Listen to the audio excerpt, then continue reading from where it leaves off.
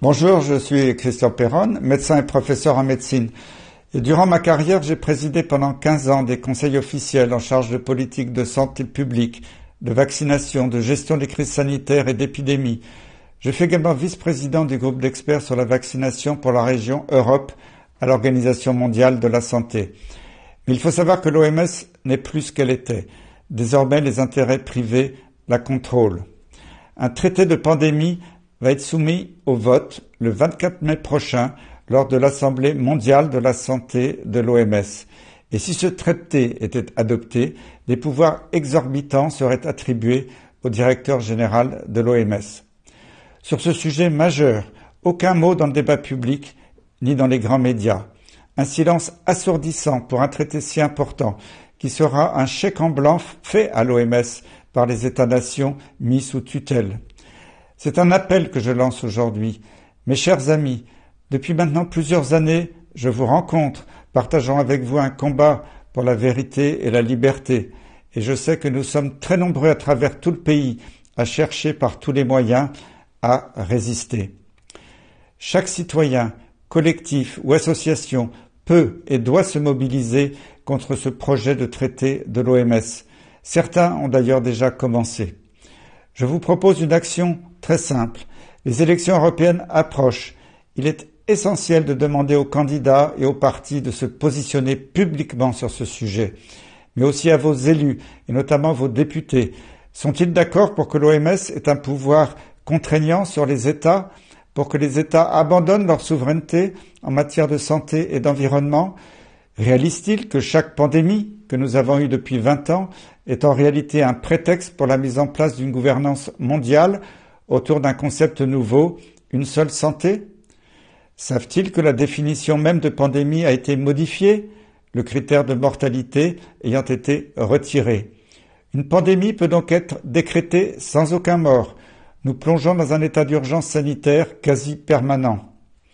Avec ce traité, les États s'engageront à appliquer sans discussion toutes les décisions de l'OMS et du jour au lendemain, le directeur général de l'OMS pourra déclarer une pandémie pour une maladie qui ne tue pas et contraindre les États à subir toute une série de mesures liberticides que nous avons malheureusement connues dans un passé pas si lointain, sans pouvoir nous y opposer, comme par exemple la fermeture des frontières, le confinement, l'administration obligatoire de produits médicamenteux non éprouvés. Dans l'histoire, il n'y a jamais eu une telle menace contre nos libertés fondamentales et notre souveraineté. Alors, mobilisons-nous sur les réseaux, faisons monter le sujet avec le hashtag StopTraité-OMS, écrivez à vos élus et vos candidats, et surtout dans le réel, allez les rencontrer, les questionner, les interpeller dans un esprit de dialogue citoyen et démocratique. C'est votre droit de le faire et c'est leur devoir de vous répondre. Filmez ou photographiez vos actions et diffusez-les. Tout le monde est concerné. Ces dernières années nous ont montré que le pouvoir citoyen est un levier formidable pour faire changer les choses. C'est donc à nous, en dehors de tout esprit partisan, de nous battre contre cette tyrannie technocratique qui a démoralisé notre jeunesse, laissé mourir nos anciens, montrant son vrai visage, celui d'un système incapable de protéger les citoyens, rompant ainsi le contrat social. L'actualité récente témoigne d'une volonté profonde de la part du pouvoir en place de non seulement limiter la liberté d'expression, mais aussi de la punir pénalement avec la prolifération de projets de loi liberticides, l'un condamnant les médecins qui ne suivent pas les recommandations gouvernementales, l'autre incitant à la délation de propos tenus dans le cadre privé et jugés interdits par les autorités, et enfin la condamnation de toute personne critiquant un membre du gouvernement ou ses actions.